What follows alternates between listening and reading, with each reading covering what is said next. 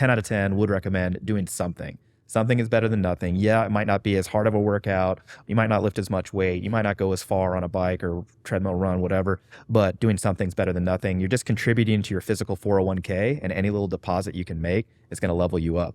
So yeah, I would have no hesitation recommending for people who are not feeling great to go work out. That would be my recommendation, unless you're going to maybe infect somebody, in which case, I'll give it a day or so. Yeah, physical 401k. I haven't heard that one before. That's pretty good. You can use that. You can trademark it. It's fine. Yeah.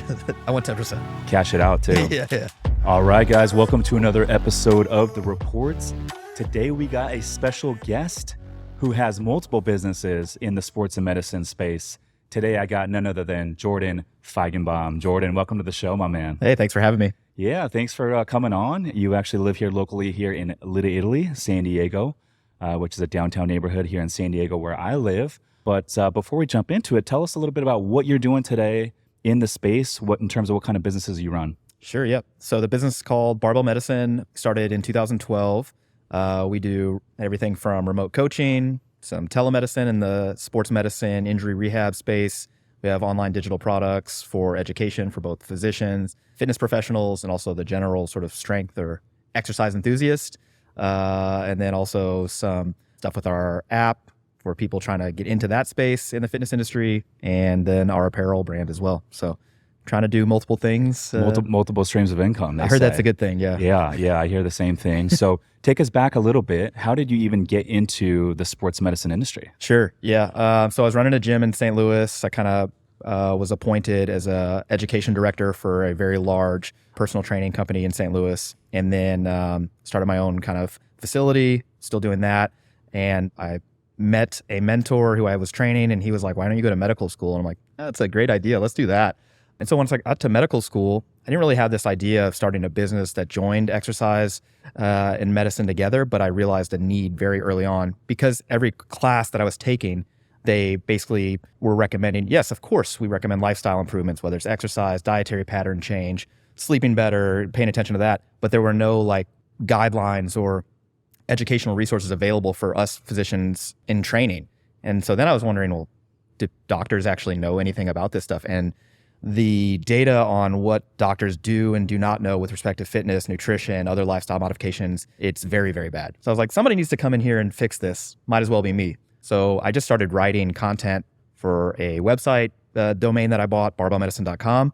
And I got a lot of positive feedback there, and got some opportunities to not only work with physicians who were in charge of kind of making some policy recommendations, but also started coaching people and hiring other coaches and doing this other stuff and just growing the sort of brand and business simultaneously. Fast forward 10 years, and now we've got other physicians that work for the company, physical therapists, registered dietitians, strength coaches, as well as like a bunch of different little arms of the business. So I didn't expect this to happen. Mm-hmm. This is not my original plan. I thought I was going to be just a doctor, which would have been great. But now I feel like I can have a bigger impact in both not only the fitness field, but also in healthcare as well, which is kind of my main goal. What were some of these disconnects that you alluded to? Some of these doctors that you said, hey, they might not be on the up and up in terms of knowledge for some things related to this industry. What are some of those things? Yeah, so for example, we know that if somebody is insufficiently active, which just means they're not hitting the current physical activity guidelines, that it takes for every 12 patients that you counsel to start exercising, one of them will start exercising and stay exercising for a year. So more people will start, but at a year, you need to counsel 12 people for one person to still be exercising in a year, which is actually pretty good. It's a numbers game at that point. And so we're like, well, why aren't more doctors actually even recommending this? If it's a numbers game, we need all the doctors who are interfacing with patients to be recommending exercise. Less than 10% of primary care physicians even know about the current exercise guidelines. And of those 10%, less than half of them are actually counseling their patients to exercise. So I was like, is this a knowledge thing? Is this a time thing? Is it some combination of both? Like, two things can be true. And when you kind of dive a little deeper, it seems to be mostly like a knowledge thing. People don't feel comfortable recommending changes to patients if they're not either intimately involved in it or otherwise familiar with the guidelines and any sort of, I guess, how that interfaces with their patients' current medical conditions. So our thing was like, let's just bridge that gap. We'll put out all this information. We'll create these digital products. They can get continuing medical education, which they have to do to maintain their medical licensure anyway. And that's kind of how we started. And the feedback's been good so far. Is this why you see some doctors and physicians that are maybe generally out of shape, and some of them even obese? Sure. Yeah, so that's a great question. I think that speaks more to our current, we call it an obesogenic environment. We have most of jobs today are not physically laborious, so there's less physical activity at work. There's less time for people to be physically active outside of work. The food environment is also, rife with ultra processed foods that are have a ton of calories in them, aren't very filling, so people overeat. But the interesting thing is, doctors in general are very intelligent. Healthcare people in general are very intelligent, and so they know what to do, but it's hard to get them to do it because of not only the environment but also the culture and kind of their job. Yeah. If they say if information was the key to success, then everyone would be successful and have six-pack abs, Yeah, right? that's the whole thing, right? Yeah. So like your average person knows if you polled a random person on the street, hey, what's healthier, broccoli or this, packaged, Twinkie or Hostess or whatever, and they would say broccoli, obviously. So it's not a knowledge thing. It's more complicated than that. And so I think the reason why you see physicians who are not as physically active as they should be, even though they know exercise is beneficial, is probably speaking to their own barriers for like, well, how do I get started? What's safe, for example, or what even are the guidelines? So our like quality improvement project is 10% of physicians currently are even aware of the guidelines. Let's get that to 30%. And then because that's just if it's a numbers game, we're just increasing numbers at that point. And then if we can get more physicians, and particularly physicians in training, so those that are in medical school or residency, to actually be active, then we're coming at it from another end where it's like, not only are you aware of the guidelines, but you're actively participating in this, you're living that lifestyle. And so they're likely to feel more comfortable recommending these things to patients. That's our hypothesis anyway. So that's what we're kind of getting after. Yeah, it's interesting you say that. I mean, I've always wondered why it seems like it's only here in the States where you go out to eat and they will literally serve you a meal. But often these meals are enough to feed a family of 4. Yeah. And when I go travel overseas, different countries, go out to dinner, they bring you a nice lean meal and it's not a bunch of extra food to take home. Why is that? And do you think that's a contributing factor to why we see so many people obese here? Yeah. So if you go do a deep dive into the obesity literature, you do find that, not only have our portion sizes increased, but also the energy density, so the amount of calories per size of food, have also increased. And our country in particular, it hasn't really gone up or scaled as much in other countries to the same degree. And so like if you look at the 10 most consumed foods in the United States, we're looking at hamburger, pizza, French fries, potato chips, and all these other sort of stuff. And it's like, okay, so it's no wonder why we have this problem that we do. The question then is how to fix it. Is it more regulation where we're, is there a sugar tax? Is there a soda tax or whatever? How do you empower people to make better decisions? Because it's not just going to be about, eat more vegetables. Like, okay, exercise more. Yeah, okay, everyone knows that. But how do we make that the default behavior rather than we're relying on willpower? And so I conceptualize this as like a willpower well. You can only go to the well so many times before you're out, it's dry. And so you can't rely on willpower for sustained lifestyle behavioral change. You need more things in a person's day-to-day life that make the correct behavior automatic or default, rather than the default being, I'm going to grab this ultra-processed, energy-dense food. I'm not going to work out. I'm not going to be physically active at work. And so multiple things will have to change for us to, really make a dent in this problem. But I think a lot of people, particularly those that are like mindset over everything, and I'm a big mindset person, absolutely, but it's like, why, or when you can let's do both. Let's get the mindset right and set people up for success by changing some of their surroundings. Yeah. I mean, I get it because I love to eat, and it's one of my favorite activities to do, right? And it's a social thing to go out to a nice meal and enjoy a nice, bottle of wine and a nice dinner. Yeah. It's a great thing. It's social. But for me, I also like to be in shape for the most part. And so I've never been one to do any crazy diets or anything like that. I just like to listen to my body. Yep. And I feel like my body will tell me if I need to kind of clean up the diet a little bit, and I will, and then I'll feel better. But how would someone go about, if they are obese, how would they go about breaking that habit and then getting into more of a healthy regimen and making it stick long term? Yeah. So I think I tell people, again, this concept of a willpower well, if you will. You've got X amount of days where you can really be try hard, and you're actively making decisions that you otherwise wouldn't, and you're on borrowed time. And so during that time period, you're trying to wholesale change your behaviors. So what we can do in there is change the way you shop for food, change what you bring into the home, change the way that you prepare food. If you don't have adequate cooking skills, this is the time to learn them because you're actively able to choose these things. Same thing with setting up your gym schedule, making it in a way during this time where you have more, again, willpower to draw from, setting yourself up that, yeah, even when days that you don't want to go to the gym, well, you got your gym bag already in the car. It's on your schedule. You penciled it in to get to the gym. And so it's that first month that's kind of like this do or die period that I view it. And so the biggest change that people can make is to their environment, their food environment, and then also their environment outside of the office. And again, it could be as simple as packing your gym bag, having it in your car. Could be, I'm going to tap one of my friends. We're going to work out together. We're always going to meet at 3:30 p.m. at the gym and do our thing, even on days we don't feel like it. But most people don't do that. Yeah. Most people are like, I'm just going to try to eat better, eat healthier. And it's kind of nebulous and not very specific, and they don't have sort of fail-safe contingency plans in place. If you've got a bunch of cookies, ice cream, other ultra-processed foods easy to grab in your home, you're going to eat them. If it's in the house, you're going to eat it. Some people, if it's there, will only eat a little bit, but other people will eat much more. And it's not a conscious decision to like stop or start. It's kind of your delta genetic hand and how you respond to your environment. It is what it is. So people who are prone to gaining extra body fat and maintaining extra body fat don't have as much freedom at that particular point. So that first month for me, I want people to wholesale change their food environment, acquire some skills, whether it's cooking, food storage, how to incorporate this into your work-life balance, and then set themselves up for success as far as being able to go to the gym regularly. Those would be the conscious decisions I would have people try to make rather than just focus on eating healthier. Yeah. It's sort of nebulous thing, right? I think for me, and I know this is not healthy, but I've always fluctuated in weight between the seasons. So in the summer, obviously it's nice weather here in San Diego. I might be in my bathing suit more often. And so during those months, it's easier for me to eat cleaner because I know I'm going to be hanging out in a bathing suit, right? But in the wintertime, we got football on, the weather's cold. And so during those months, I tend to gain 10 to 15 pounds. And so I know this fluctuation is not good. Another thing I'll have to say, which I'm not proud of, is I haven't cooked a home cooked meal in like probably 3 years. Sure. I don't even have pots and pans in my place. I don't.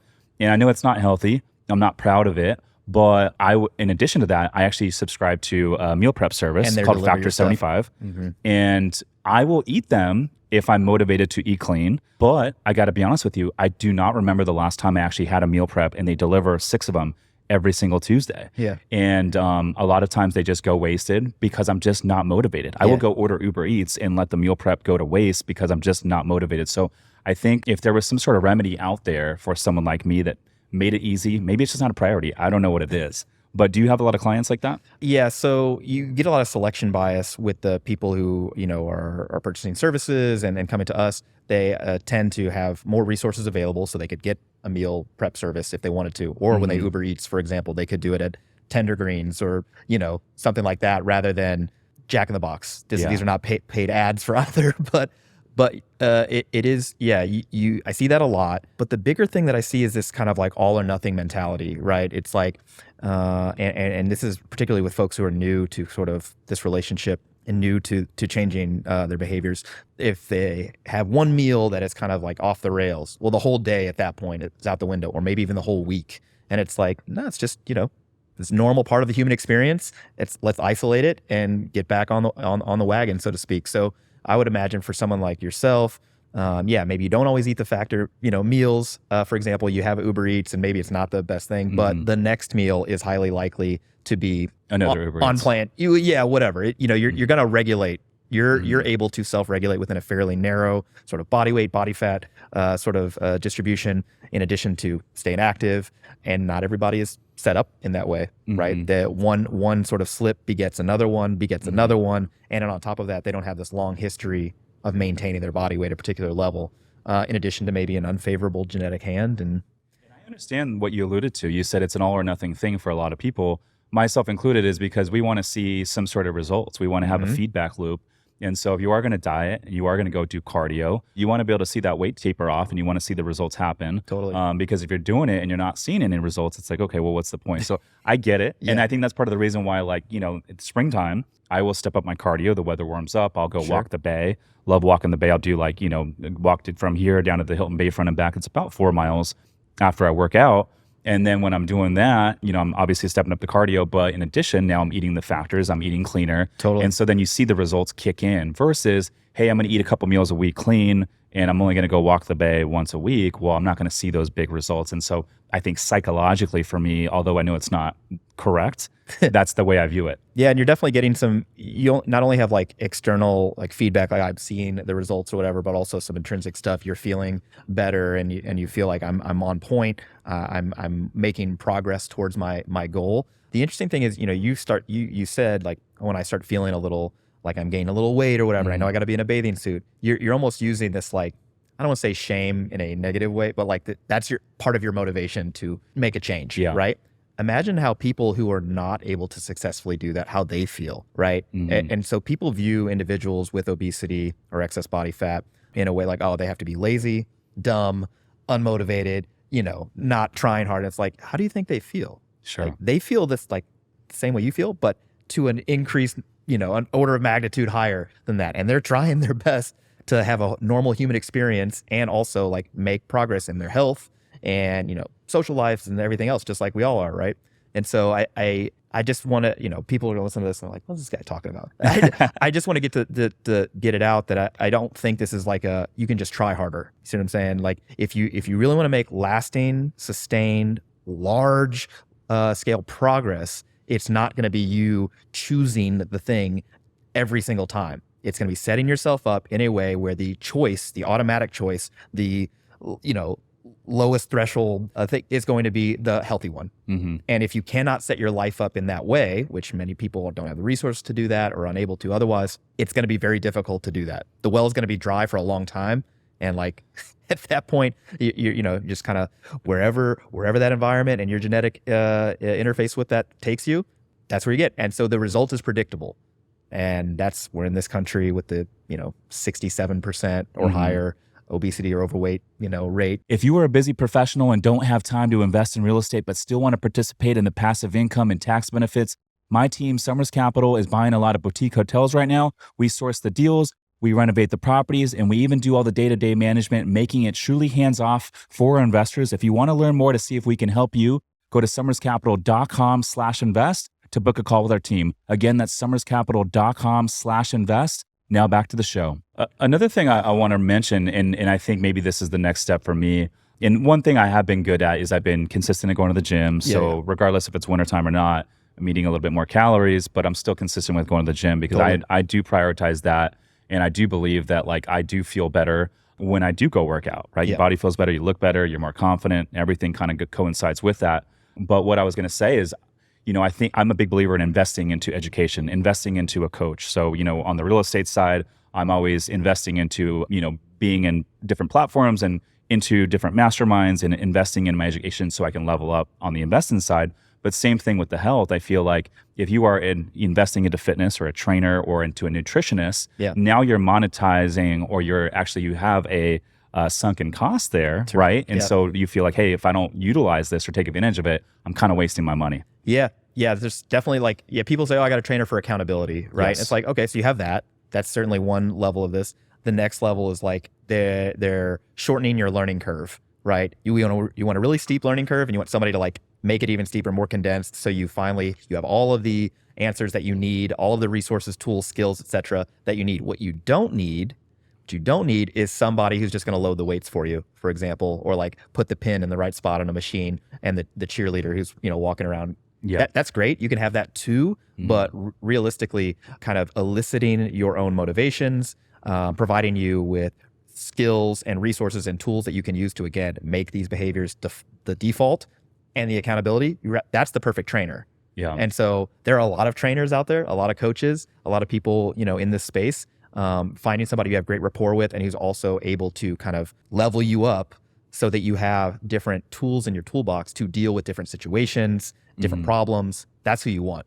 You're not necessarily a person who's just going to celebrate every win. You want that too, right? You want the pat on the back, but you also want somebody who's got some experience and able to kind of direct you in the right way. It may not be their preferred way, right? Because like, for example, I like lifting heavy ass weights. I can say that? Yeah, you can. Okay. I like lifting.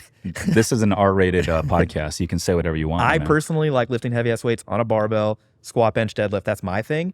But if I'm working with a septuagenarian, someone in their 70s, for example, their workout plan might be mostly machine-based, dumbbell-based, body weight-based, whatever, just because that better suits them. So I'm not trying to instill like my preferences on them. I'm trying to use their preferences with what they have access to. And in addition, like providing, again, the expertise as they need it so that they're not left with, I don't really know what to do here. Mm-hmm. But that, unfortunately, is more difficult to find. Same thing probably within your real estate masterminds, business masterminds. You have a lot of people who have had success on their own. They can't necessarily translate that to your particular situation. But that's what you're there for, really. Mm-hmm. You're there for, hey, can you give me some answers, please? Sure. Is there any data on the time of day that you work out and how it affects different productivity levels? Because for me, I used to work out in the afternoon or in the evening after I got done with everything I needed to do at work. But lately, I've been really into working out before I come into the office. And I know when I line up my days that way, regardless if I just come in a little bit later to the office, I will feel much more energy throughout the day. And also, I'm more likely to go to the gym in the morning. And my workouts, I feel like when I go in the morning, there's less people there. And the people that are in there working out are a lot more strategic and they're not sitting around messing around, right? Sure, yeah. And I go in later. Let's say I get out of the office at 4 or 5 o'clock. I'm exhausted. Sometimes I just, there's way more excuses to not go. And then when I do go in at that time, it's like a mob scene. It's crowded. It's hard to find equipment and that sort of thing. So is there any data that correlates to morning versus afternoon? Yeah. So there's a couple different lines of evidence here. The first line of evidence actually has to do with like health related outcomes and when you exercise. That first one suggests that people who work out in the middle of the day tend to get a bigger health benefit than those who work out first thing in the morning versus in the evening. That seems to be that if you have the opportunity to work out in the middle of the day, you can work out more. And so you're just more active, right? And so that's kind of what we would predict. As far as productivity goes, it seems like when you change from either being an AM to a PM or PM to an AM, productivity, and there's multiple different ways to measure this, actually dips for a little bit until you get used to it. And then it effectively is a wash across the board. That said, anecdotally, I have the same experience as you, that if I work out first thing in the morning or early in the morning, the rest of my day is kind of set up. If I do it at night, that's the last thing I do for the day. And like, in addition to being maybe more fatigued during the workout, also I seem to actually do less work during the day because, I want to leave a little early so I get to the gym, make sure I can have this workout, and I'm not doing anything afterwards. It's like your time is almost focused and prioritized. In the morning, I have this block of time. I'm going to get my whole workout done, and then I'm going to start my work day. And you're like, bam, bam, I'm into it. So I've had that experience personally and also with clients and people I've worked with over the years. But as far as the actual data on that, humans are going to human and they're very individualized. So my whole take is whatever you prefer and have access to, that's what I would recommend. I don't know if anyone's listening to this and they're like, so should I switch my workouts to the morning? And I think the litmus test is, all right, on average, how much time do you spend working out in the morning?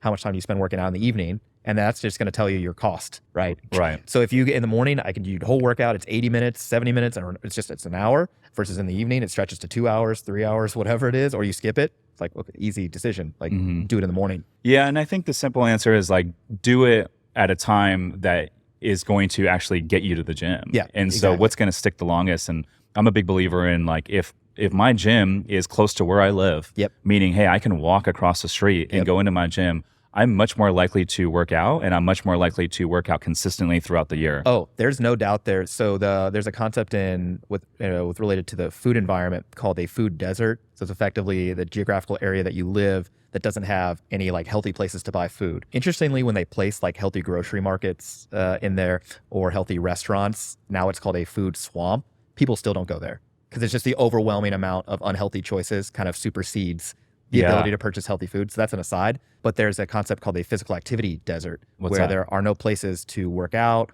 or be active outside. It's not safe for people to be outside, no like walking paths, no gyms, etc. And so your proximity to an area that you can be physically active strongly predicts your physical activity participation. So exactly as you said, I can walk to the gym. Oh my gosh, that's a barrier, that's you just eliminated. But same thing, if there's a park that people can walk to and be active in. Some people don't have any access to that at all. So yeah, any way that you can eliminate barriers or obstacles to being active, and just as you said, like a way that you're setting up your exercise in a way that it sticks, and works best for your lifestyle. You and I we're pretty much free to make our own schedules, and so you just get to work out whenever you want to. And I think yeah, first thing in the morning, and then you get in the office, it's 9:30 or 10. Well, now you have your 10 to 4. I'm going to work. But other people don't necessarily have that luxury, which is, Yeah. And in addition to it, if I work out in the morning and I need to stay in the office a little bit later throughout my day, totally. I don't even think twice about it because I know I don't need to go work out after I get out of here. Yeah. You know? Plus, there's no plan. Nobody's asking you to meet up for drinks or let's go out to dinner. Yeah. And that same barrier that we alluded to of like being close to your gym, I apply that to the office. Totally. So I believe if your workplace is closer to where you live, you're more likely to go into the office. Absolutely, yeah. Right. So I'm curious about, you mentioned something in the beginning of the show and you said 1 out of 12 patients or clients will actually stick to the workout regimen a year later. Yep. I know the gym right after New Year's, everyone's got their New Year's resolutions. They want to save money. They want to get in the gym. They want to lose weight.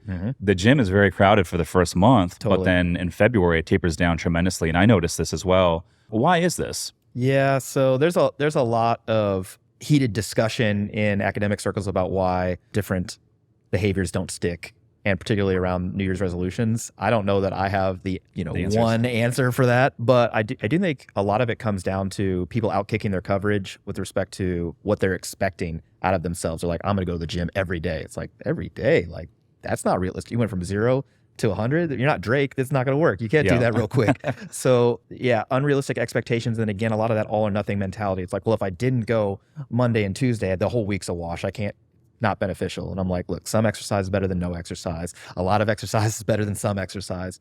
But realistically, again, setting up your schedule and your life in a way where the default behaviors to get to the gym is something that people they're just not doing. They're like, I'm just going to go when I can. It's like, that doesn't seem intentional enough. Like, put it on your schedule. Again, tap a friend to meet you there. If you having a trainer's appointment, if that makes it more liable that you'll show up, do all that. Have a plan. What's your workout plan? Any sort of thing that sort of ties you to the process is going to improve the or reduce the attrition rate, people falling out. And so, yeah, again, I think most of it is people, they're vague sort of resolutions. Like, I want to feel better, be healthier, lose weight. It's like, okay, but like how much, over what period of time, and what are the exact steps that you're going to, use to get there? And that may be not in your purview. You may not have the expertise, in which case tapping a professional could be very, very useful. And then again, also just setting your life up in a way where, again, the default action is in line with your goals. It's the same thing in business, right? People are like, well, how come I'm not making more money? It's like, all right, so what are the steps you need to make more money? How do you make this like part of your day-to-day sort of process? And people they're like, well, yeah, that totally makes sense. Why am I not doing that? I'm like, I don't know. Like, what? Yeah, that makes sense. So on a day where you wake up and let's say you're feeling a little bit under the weather, maybe you have a cold, or maybe you went out drinking the night before and you're a little bit under the weather, you're tired. On those days, do you suggest powering through and getting your workout in, or do you say, hey, just take the day off? I would definitely try to work out the absolute sort of weights that you're lifting. So the loads might be lower, the intensity might be a little lower, but we have multiple lines of converging evidence showing that not only do people, when they're feeling a little sick or symptomatic, for example, it reduces the duration of their illness on average. Effectively, exercise is excellent for your immune system, ramps everything up. We know that people who get vaccinated before they go to the gym, they tend to have a more robust vaccination response. So like a flu vaccine, for example, has been the most well-studied. And so if you get vaccinated, flu vaccine, you go to the gym, we know that the flu vaccine works better. You tend to have lower risk of getting the flu, for example. My biggest... So you're saying get the flu vaccine and then work out right after? Absolutely, yeah. People are like, oh, I and got it's a flu more vaccine successful. today. Yes, correct. Really? I wonder why that is. Yeah, so it seems like exercise, so the muscles are like any other organ system that they release hormones, and these hormones have multitude of different functions. One of them is to reduce inflammation. Another one is to signal the immune system to not only ramp up and be more active, but also increase surveillance over is this a foreign thing, for example, that like a viral particle. So yeah, we have pretty good evidence that happens. My biggest caveat there is if you are infectious, meaning like you have a fever, you're throwing up, you're otherwise feel like I could give somebody else this, and you work out in a public gym. From a public health standpoint, I would say let's not do that. But if you're just feeling a little run down or whatever, 10 out of 10 would recommend doing something Something is better than nothing. Yeah, it might not be as hard of a workout. You might not lift as much weight. You might not go as far on a bike or treadmill run, whatever, but doing something's better than nothing. You're just contributing to your physical 401k, and any little deposit you can make is going to level you up.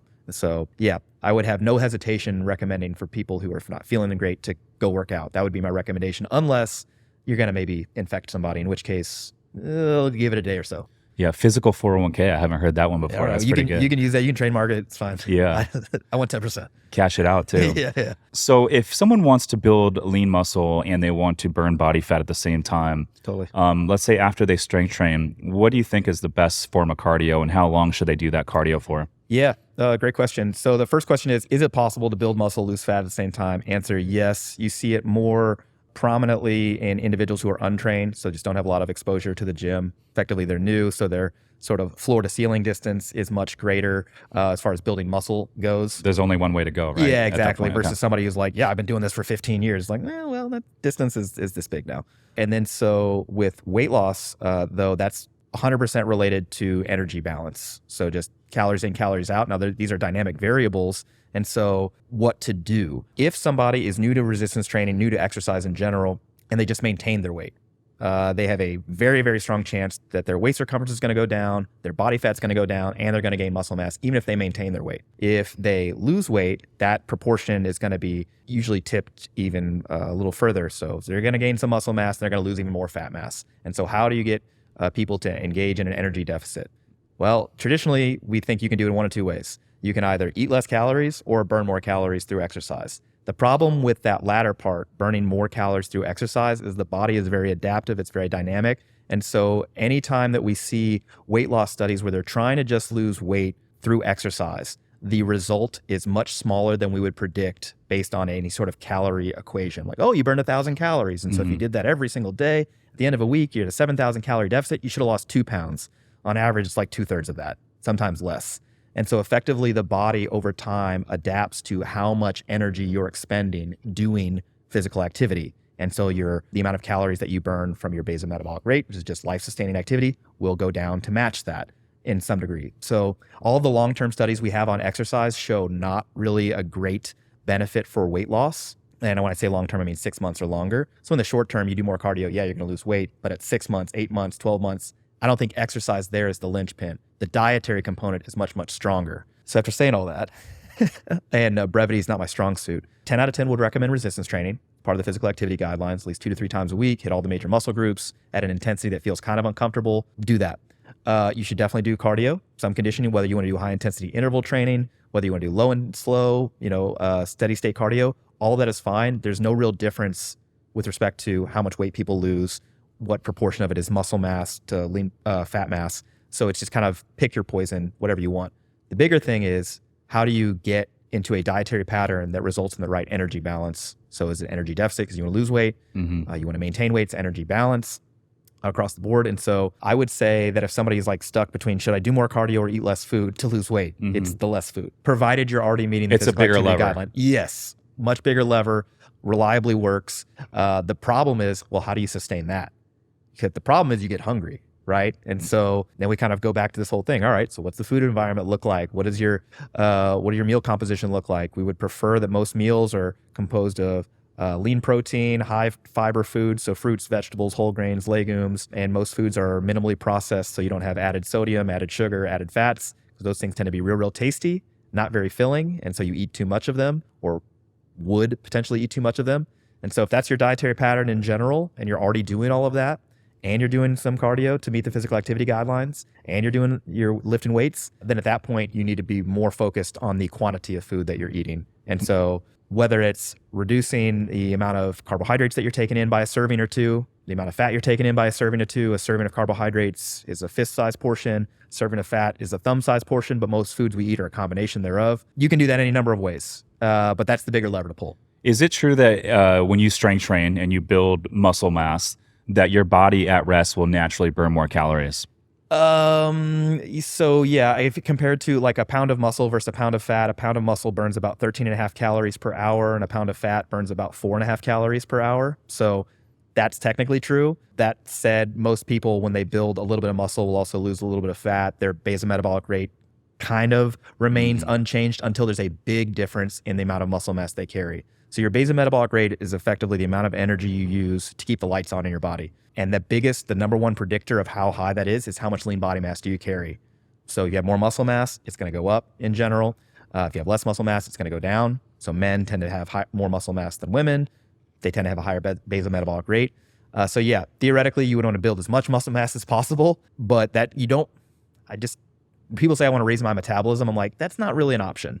It's just because you can only gain so much muscle mass, right, in a lifetime. And the other interesting part is if you do all the working out that takes to build I'm going to add another 30 kilos of muscle mass to my frame over the next 10 years or whatever it is.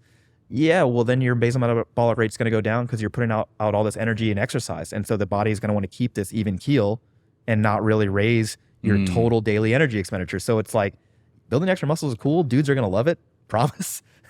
We think that women were going to like it, but it's all dudes. It's just not really going to raise your metabolism that much. Sure. So, what's the ideal body fat percentage for someone who wants to just be in tip-top shape for a female versus a male? Yeah, no, that's a great question and kind of an area of controversy. Really? Yeah. How come? Okay, so basically we've been searching since the 70s to try to figure out ways that we can identify individuals who are carrying too much body fat.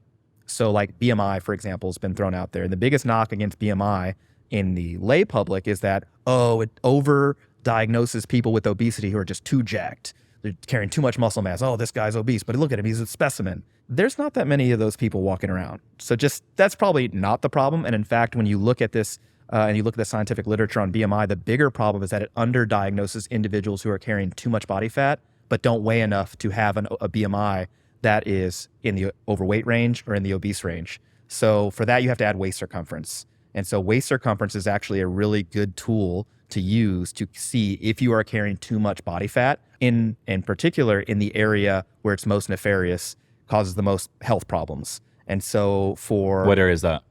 So it's it's in the in the stomach area. Yeah. So we call it visceral fat, abdominal fat, or whatever. And so a waist circumference is a very easy to use, cheap, readily available tool where we can say, hey, you're carrying too much body fat, and here's how we know. So for men, particularly of European descent, the cut point is 37-inch waist circumference. We have a article and a video on our YouTube channel and our website on how to measure. You can find this online as well. It's just right around, it's not necessarily the belly button, but it's the two anterior superior iliac spines. You guys look that up if you want. It's 37 inches if you're of Eastern or of European descent for men, and 31.5 inches for women. Does it matter how tall you are?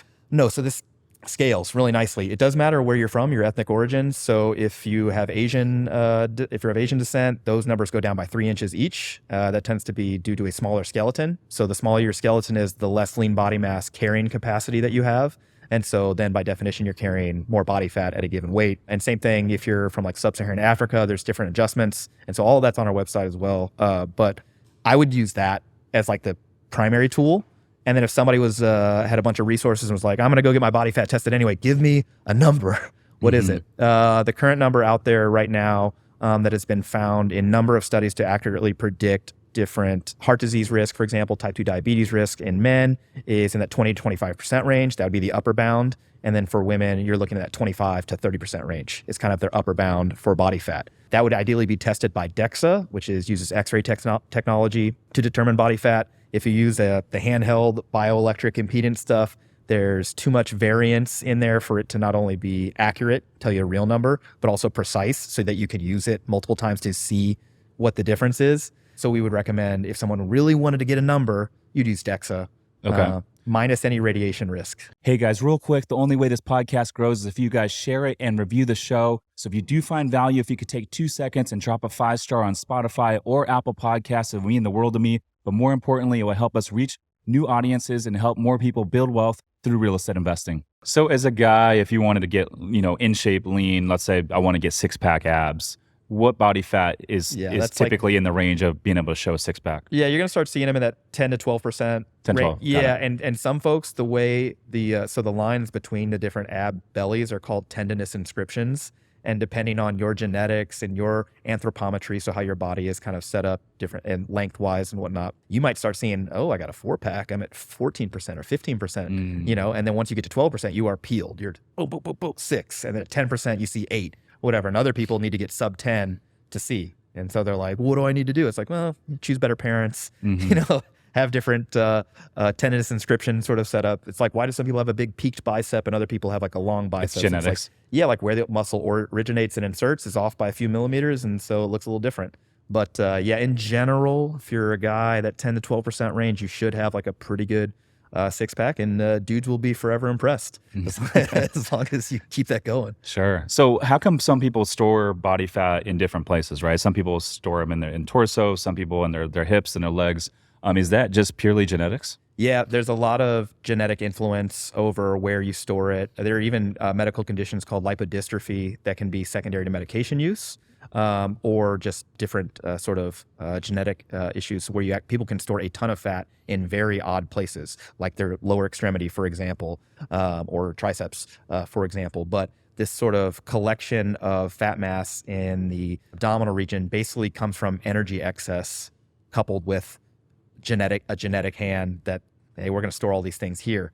And the problem is the fat stored in the abdominal region is more hormonally active than fat in the periphery. So it releases what are called adipokines. These are just hormones from adipose tissue. So adipokines is just a hormone from fat tissue. And that goes everywhere in the body, affects every major organ system. The most interesting fun fact, not that you asked, but let's hear it. All right. We like fun facts. Yeah. So people view like osteoarthritis, for example, is this.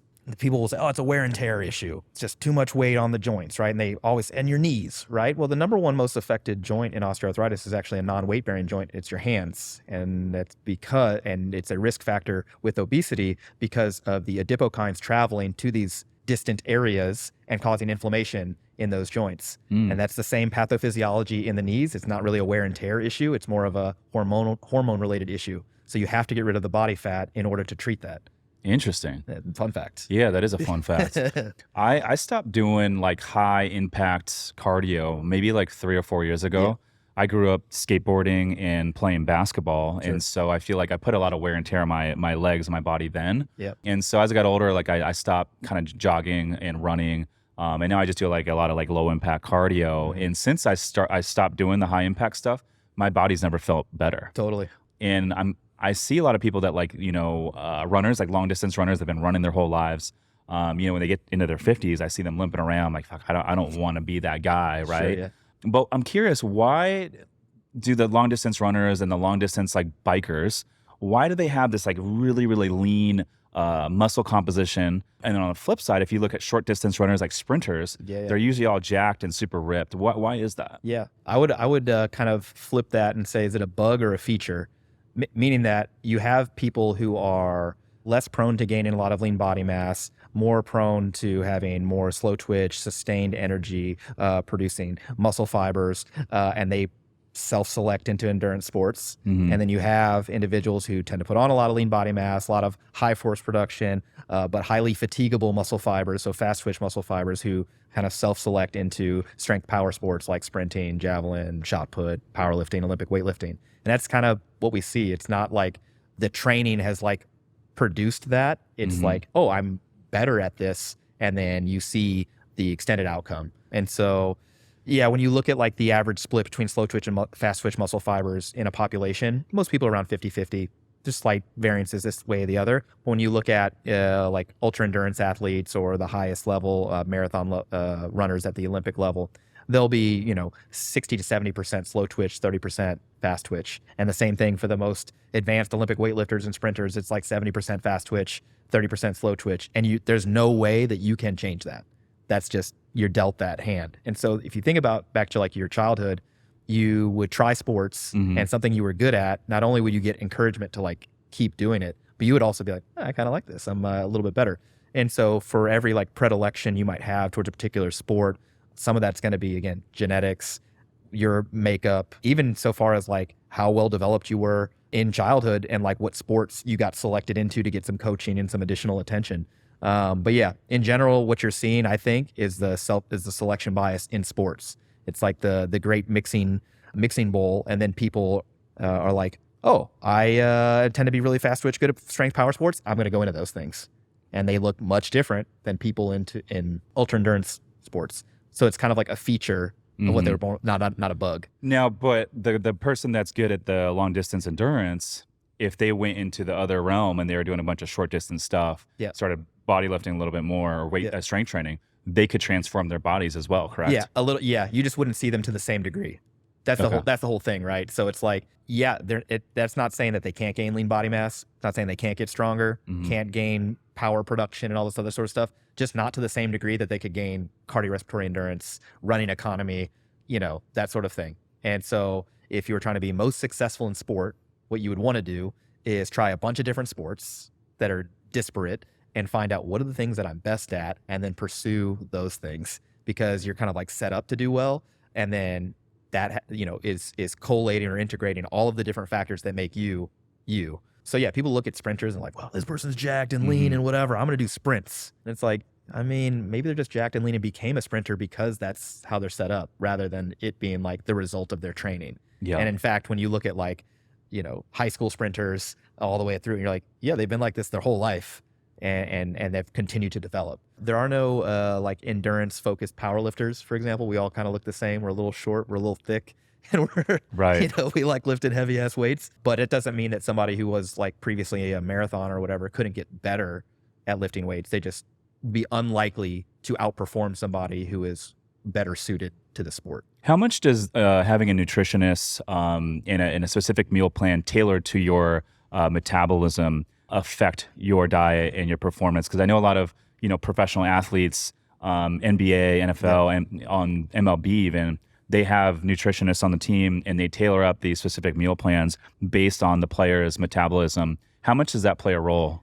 Yeah, no, this is a great question. There's a few different ways to go with this. If you're asking the utility of like testing people's metabolism, so what is your basal metabolic rate? How many calories should you eat per day? That test, in my estimation, is completely useless, because the test is not accurate enough to tell you within any sort of normal range of how many calories you would normally eat in a day, what to do. The error bar is too big, right? So if I told you, yeah, you should eat on average about 3,000 calories a day, right? But in reality, you should be having 3,400, 3,500, 3,600. It's like, okay, so you're going to eat this many and you're going to lose weight. It's like, well, that wasn't the goal. That wasn't what we were setting out to do. The bigger thing for like sports nutritionists, this is particularly important in at the collegiate level, and also like very harsh competitive environments, has to do with people not being able to eat enough. So like the Tour de France, for example, is called a eating contest on wheels often, because effectively their performance is limited. It's like a governor based on how much weight they lose throughout the phases. They cannot eat enough calories to sustain their body weight. And so their power production, their strength, their endurance all goes down until it's over, and then they can gain weight. They just literally can't eat enough. So coming up with different strategies for them to eat while they're on the bike, eat while they're off the bike and recovering, that is very important. What they do on the Tour de France is insane to me. Crazy. I mean, it's just nonstop riding. It's not just flat. It's up and down hills and terrain. The sprint criteria, the whole thing. Yeah. Same thing with like CrossFit competitors. They have at the games, they have multiple workouts in a given day. And so giving somebody a strategy or toolkit to like, all right, after the first event, you'll do this. After the second event, you'll do this. And that'll be in an ice bath, because we need to cool your core temperature down for you to get ready for this other event. And then you'll eat this right beforehand, just to try to provide enough fuel for the activity. All of that stuff, I think, is useful for performance. But for the person who's just trying to figure out like, how many calories should I eat in a day? Yeah. Or like, what do I need to gain weight, lose weight? NIH Body Weight Planner, it's a free tool online, and it is very, very accurate, incredibly accurate. Again, it's free, and it's based on actual human data across tens of thousands of different people from different age groups, ethnicities, etc. 10 out of 10 would recommend, versus being like, I'm going to get my metabolic rate tested today. And it's like, why though? The whole point is you're getting it tested so it gives you some data that you feel like is reliable and that you can use. But if it's not that reliable, what are you going to do with it? Right. Yeah. I'm curious, how does caffeine affect the body? I drink a lot of coffee personally. Yeah. Typically a couple cups a morning. Sure. Asking for a friend. Usually straight black. I don't do all the foo-foo stuff that you see at Starbucks with the frappuccinos and all that crap, but I like just a nice, good, dark roast black coffee. Sure. But that's, how good or bad is it for you? Yeah. So it looks like most of the data we have with respect to health outcomes and caffeine intake deals with coffee and or tea.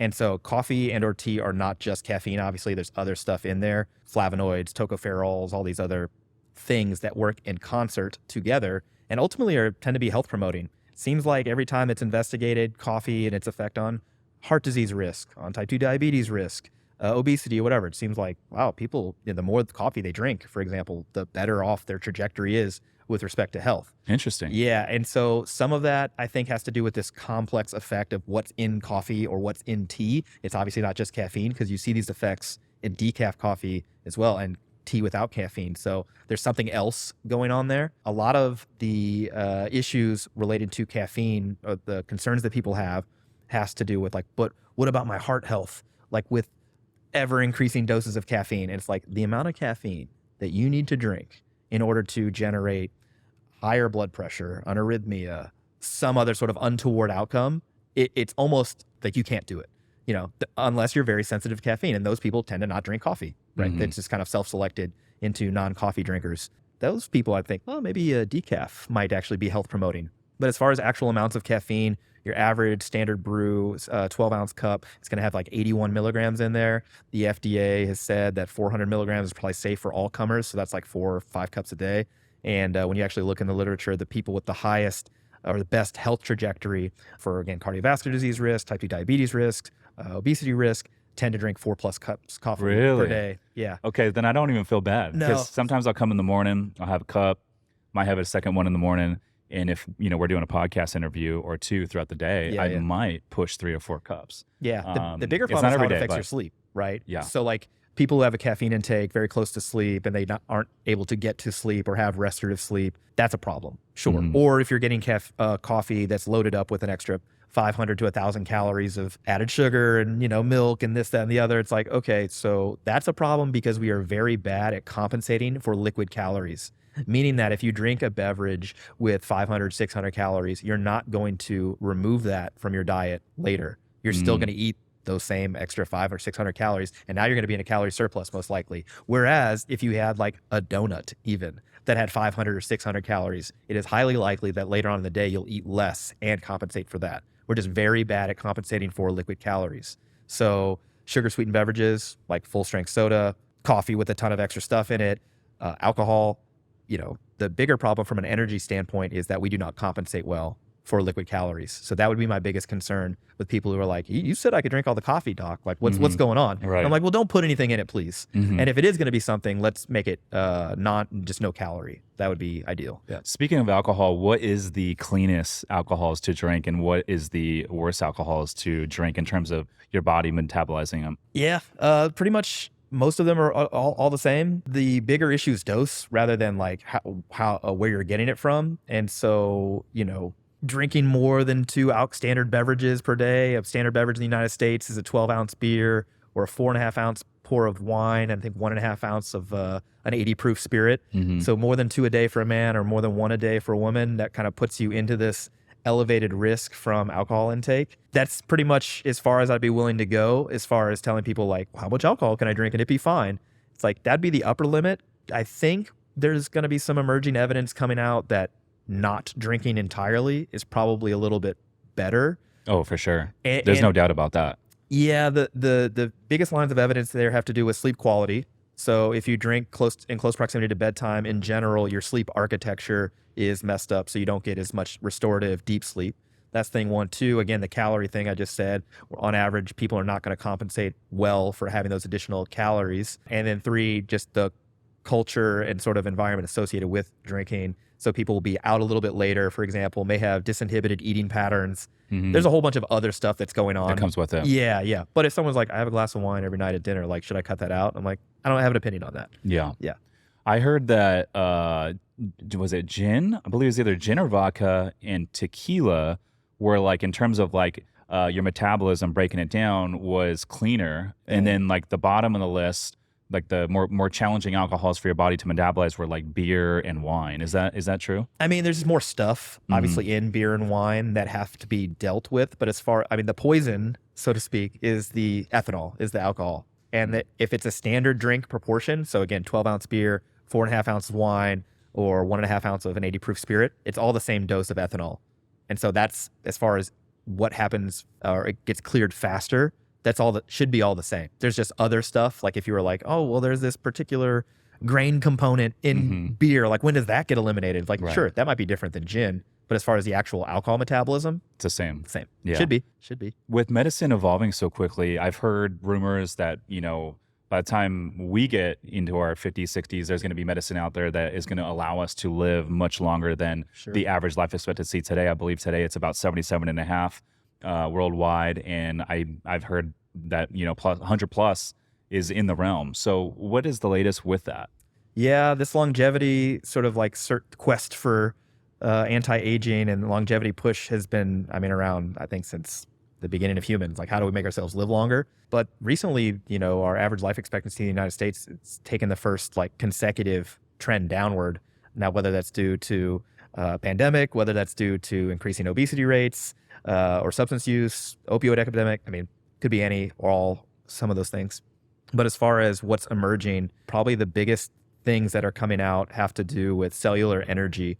So that's NAD, NMN, and different factors in that. And then also for the wide swath of population is going to be the new obesity medications that are out. And so I would not be surprised to see average life expectancy actually climb significantly.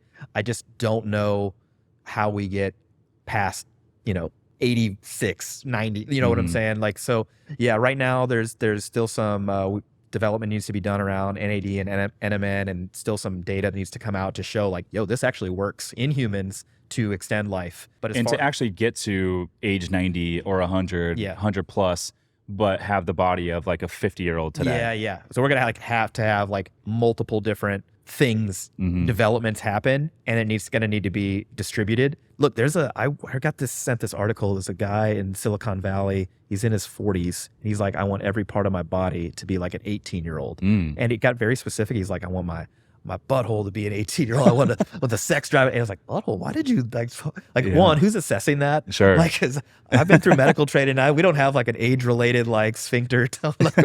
So I don't know who's doing it. He's spending $1 million a month on all of these different things. Whoa. Yeah. And I was like looking at it, I go, that's probably going to reduce life expectancy. And if those two things are together, that's not good. So I actually think there's going to be this sort of dip first, because people, particularly those of means, are going to like, I'm going to throw everything in the kitchen sink at this because I can. And there'll be shady people that'll sell you stuff. There are online sort of like health organizations that will do a virtual consult with you, get some blood work, and recommend, a laundry list of supplements and medications and whatever that they also happen to own, like a pharmacy or distribution center that they'll send to you, by the way, for, this enough money. And without any vetting of like, hey, do these things like interact together? Like something bad could happen.